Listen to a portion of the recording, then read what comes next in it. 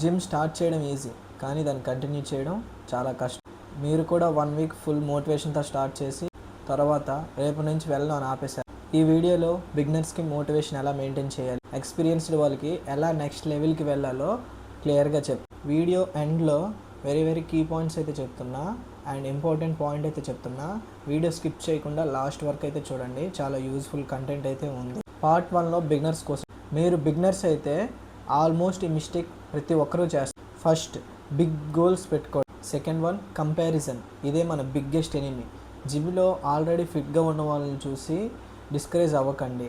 వాళ్ళకి years of training, years of hard work ఉంటుంది.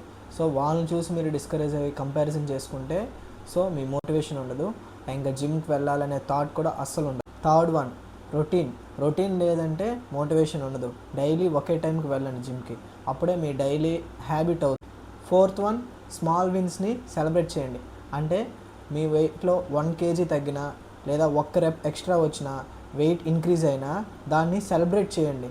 అంటే అది కూడా మీ డైలీ రొటీన్లో ప్రోగ్రెస్. ఫిఫ్త్ వన్, ఎంజాయ్ చేయండి.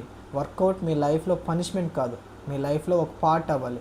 అప్పుడే మీ ప్రోగ్రెస్, మీ గ్రోత్ పర్ఫెక్ట్గా ఉంటుంది అండ్ డైలీ మీ జిమ్కి వెళ్ళాలనే థాట్, మోటివేషన్ హై లెవెల్లో ఉంటుంది. అండ్ బిగినర్స్ అయితే ప్రతి ఒక్కరు మోటివేషన్ అంటారు. సో ఇది మన లైఫ్ స్టైల్లో చేంజ్ చేసుకుంటే ఆటోమేటిక్గా అదే మోటివేషన్గా మారుతుంది, అదే డిసిప్లిన్గా మారుతుంది, ప్రోగ్రెస్ ఆటోమేటిక్గా వస్తుంది. బిగినర్స్ ఖచ్చితంగా ఈ 5 గైడ్లైన్స్ అయితే ఫాలో అయ్యి జిమ్కి వెళ్ళాలి. పార్ట్ 2లో మీరు ఆల్రెడీ జిమ్ చేస్తూ ఉంటే మీ ప్రాబ్లం మోటివేషన్ కాదు, బోర్డమ్. ఎస్, నేను కరెక్ట్గానే చెప్తున్నా అనుకుంటా కదా. Point number 1, same routine is equal to same result.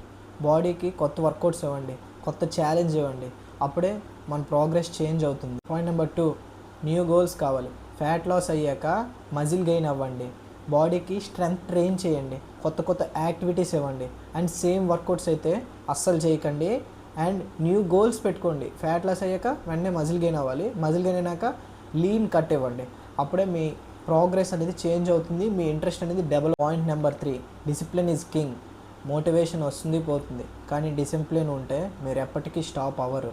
డిసిప్లిన్తో వెళ్ళండి, స్టాప్ అవ్వకుండా మీ మజిల్ని గెయిన్ చేయండి. Point number 4, rest is important. Over training వల్ల బర్న్అవుట్ వస్తుంది, బాడీకి రెస్ట్ అనేది చాలా ఇంపార్టెంట్. ఈ రెస్ట్ మోడ్లోనే మన మజిల్స్ బ్రేక్ అయ్యి ఏటీపీ రిలీజ్ అయ్యి మజిల్ అనేది గెయిన్ అవుతుంది. సో రెస్ట్ అనేది మ్యాండేటరీగా యాడ్ చేసుకోవాలి.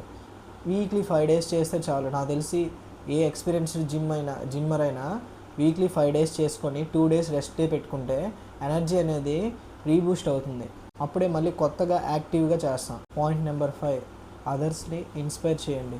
మీరు మీ జర్నీని షేర్ చేసుకుంటే ఆటోమేటిక్గా మీరు ఇన్స్పైర్ అండ్ మోటివేటెడ్గా ఉంటారు.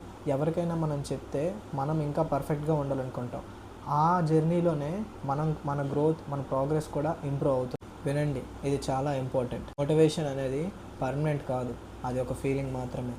డిసిప్లిన్ అండ్ కన్సిస్టెన్సీ ఇవే పర్మనెంట్, ఒక హ్యాబిట్గా మార్చేవి ఈ 2 మాత్రం. మీరు వెళ్ళాలనిపించకపోయిన రోజే, ఏ రోజైతే జిమ్కి వెళ్తారో ఆ రోజే మీ రియల్ గ్రోత్, మీ రియల్ సక్సెస్, మీ రియల్ ప్రోగ్రెస్ స్టార్ట్. మీరు బిగినరా లేదా ఎక్స్పీరియన్స్డా? కామెంట్లో అయితే చెప్పండి. వీడియో యూజ్ఫుల్ అనిపిస్తే లైక్ చేయండి, ఇంకా ఇలాంటి వీడియోస్ కోసం సబ్స్క్రైబ్ అయితే చేసుకోండి.